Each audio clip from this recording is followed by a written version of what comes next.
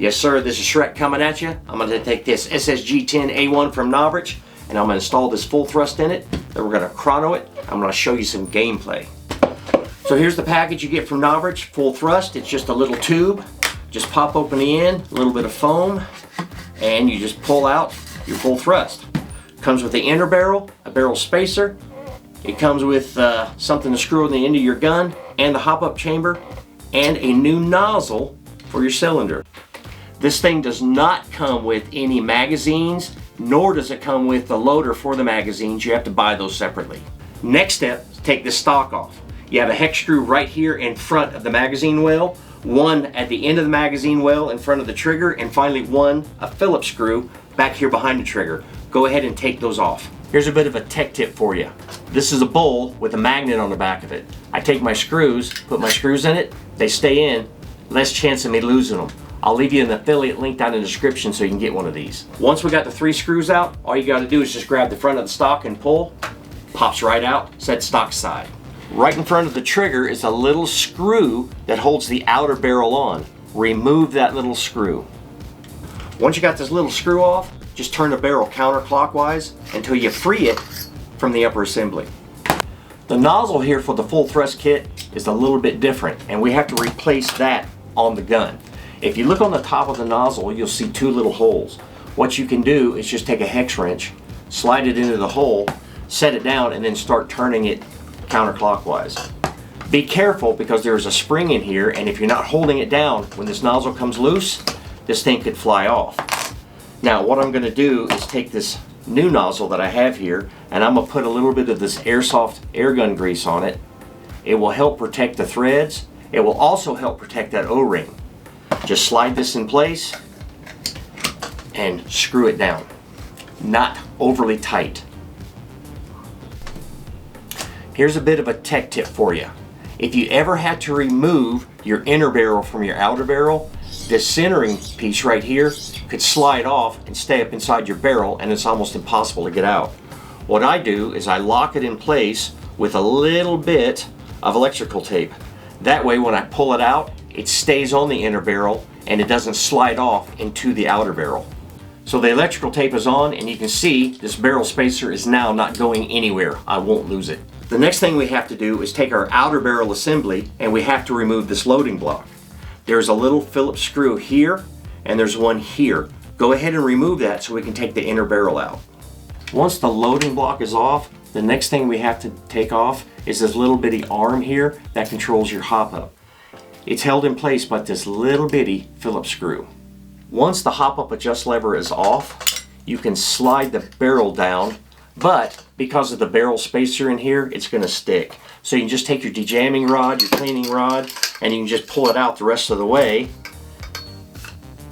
and it just slides right out. You'll see here on the hop-up chamber of the full thrust, there's a little hole here at the top, a little hole here at the bottom, and there's also your hop-up adjust. Just make sure that this little hole up here at the top mates with the little hole here in the window of your outer barrel. Once you have your full thrust inside your outer barrel, go ahead and don't forget this because I do it all the time. Make sure you reinstall this hop-up adjust lever on your full thrust. On your loading block, you'll see these 2 prongs. Right here at the very bottom of your full thrust, that's where the BB goes into the full thrust chamber to be shot out. Make sure these little prongs are on either side of that little chamber there.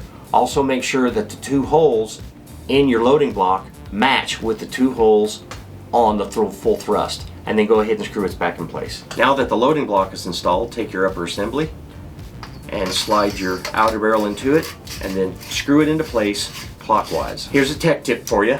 Go ahead and take your barrel and screw it in all the way until it stops, and then you want to back it out until you can see the hole on your outer barrel inside this little hole, and then reinstall the screw that holds your outer barrel into your upper assembly.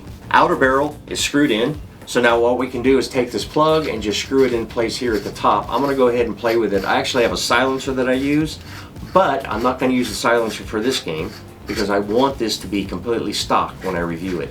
Now we just need to reinstall our stock. It should just slide right into place, just like that. And now we reinstall our 2 screws. It's really easy. Just remember, the smallest hex screw goes in the front of the magazine well.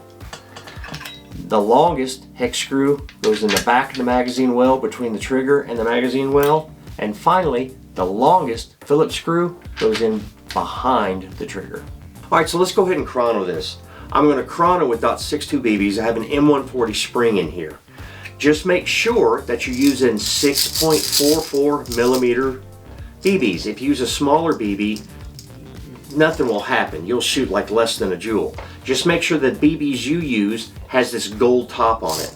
Also, make sure that your loader says full thrust across the top and the magazine says full thrust on it also. Alright, here's another tip for you. On your chrono, make sure you set it to 6.4 millimeter BBs and 0.62 gram BBs.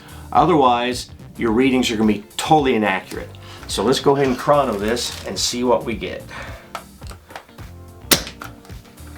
Alright, the first one, 289.3 FPS, and it looks like I got 2.4 joules, which is good because on the field I play in, the limit is 2.5 joules. Second shot, I got 2.33 joules, 284.9 FPS. Third shot, I got 2.3 joules, 282.7 FPS. All right, next step, guys, let's talk gameplay and consistency. I got some videos I want you to see. Here's one of a guy just strolling around, so I popped it. Really doesn't show anything, but I just thought it was funny. If you look closely at these shots, you can see the foliage moves when I shoot. What I wanted from this full thrust system was penetration. The ability to punch through leaves, twigs, and grass and still hit my target. So far, that's exactly what I'm seeing from the full thrust. These 0.62 gram BBs really get through the densest foliage where I play. A bottle of these .62 gram BBs contains about 444 BBs. The cost, including shipping and handling, and Trump's 17% tariff charge, is about 30 bucks a bottle, or about 7 cents a BB. Okay, when I hit the field, I carry 3 30-round magazines. In an hour-long game, I'll occasionally have to move to a second magazine, and very rarely to a third magazine. In a day-long game, I'll maybe shoot 60 BBs, and a bottle of BBs lasts me for about a month and a half if I play every weekend. I have a full thrust in my A3, now I have one in my A1. I played my A3 with the full thrust for about a year and a half. For me, the system works exactly like it's supposed to. It's a touch expensive, but that's okay. You guys have no idea how much I appreciate you guys watching this video, and I can't say thank you enough. But if this video is any use to you, I would love it if you consider a like and maybe even headshot that subscription button for me. I got another video for you to watch right here. When we're out on the field, I'll be looking for you through my scope. Shreq, over and out.